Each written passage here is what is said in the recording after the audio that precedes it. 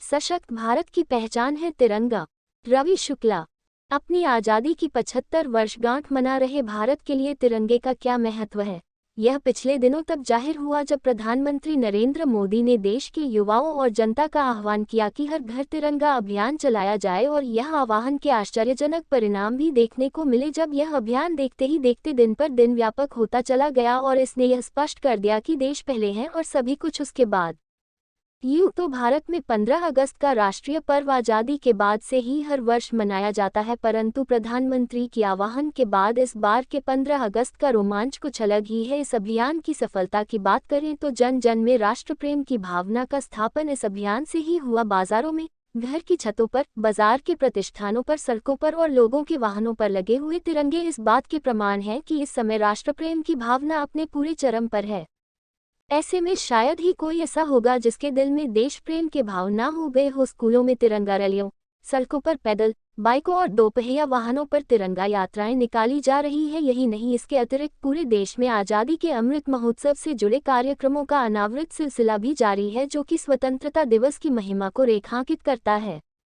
आज़ाद भारत में हमने जन्म लिया तो हम आज़ादी के मतवालों को कैसे भूल सकते हैं। उनके शौर्य की गाथा गाए बगैर देश की हर तरक्की बेमानी है और हमारी हर सांस उन वीर शहीदों की ऋणी है। इसलिए यह अमर शहीद देश और हम सब के लिए प्रथम पूज्य है। आज़ादी के लिए उनके बलिदानों, उनके त्याग और संघर्ष के किस्से राष्ट्र की सुरक्षा, उसके उत्थान और उसकी प्रगति के लिए प्रयत्नशील बने रहने के लिए निरंतर प्रेरित करती है। विशेषता युवाओं में राष्ट्र प्रेम की भावना को प्रखर करने के लिए राष्ट्र के लिए सब कुछ कुर्बान कर देने वाले क्रांतिकारियों के संस्मरण प्रेरणादायी सिद्ध होते हैं। इस बार 15 अगस्त को धूमधाम से हर बार से अलग हटकर मनाने का यही उद्देश्य है कि देश जब गौरव के झाड़ों को आनंदित होकर मना रहा है, तब यह आनंद कुछ दिवसों में सिमट कर न रह जाए। देश के सामने अनेक चुनौतियों का चिन्हांकन कर लेना भी जरूरी है। हमारे सामने सांस्कृतिक, आर्थिक एवं प्राकृतिक चुनौतियां भी हैं जिससे राष्ट्र को निपटना होगा। इन चुनौतियों पर निरंतर देश और प्रदेश की सरकारें प्रयत्नशील हैं। हम उम्मीद करते हैं कि इन चुनौतियों पर हम पार पा लेंगे। वर्तमान समय में राष्ट्र के सामने उत्पन्न तमाम चुनौतियों में से सबसे प्रमुख चुनौती है हमारे युवाओं में भटकाव की स्थिति। हमें अपने युवाओं के अंदर संस्कारों और सुंदर चरित्र के पौधे का रोपण करना पड़ेगा। आज की सुविधा संपन्नता ने हमारी युवा पीढ़ी को अकर्मण्यता की ओर धकेल दिया है। हमारी युवा पीढ़ी भोगवादी संस्कृति की राह पर निरंतर चलती चली जा रही है। ऐसे में युवाओं को पुनः भारतीय संस्कृति से जुड़ने और प्रेरित करने के लिए काफी प्रयास करने होंगे।